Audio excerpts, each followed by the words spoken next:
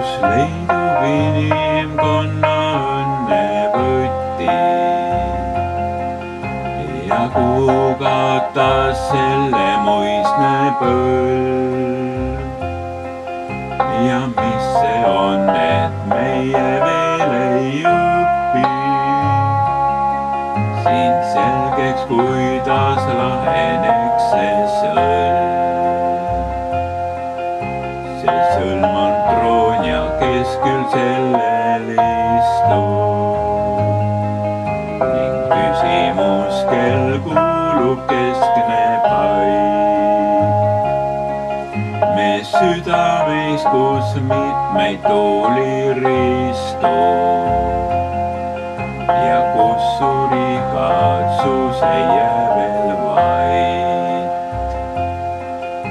Kord istus sellel kuldsel troonil Jumal, kes igal ajal keske anda võis.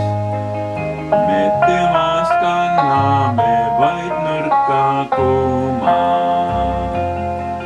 maast tallatud on õnne kaunis õis.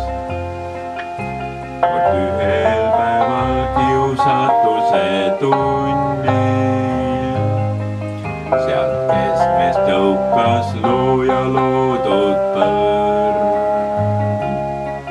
Ta asetäitjaks mina end nüüd sunnin ja lõppenud on lapse suhe õrn. Ja kohustab asumaks võetud rada,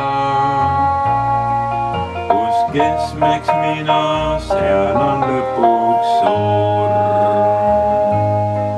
Kus soov on olla Jumalata vaba, seal hing on orjuses ja ikka kurb. Ja siin on inimkonna õnnevõti, kas küllalt puhtaks võib veel saada troon.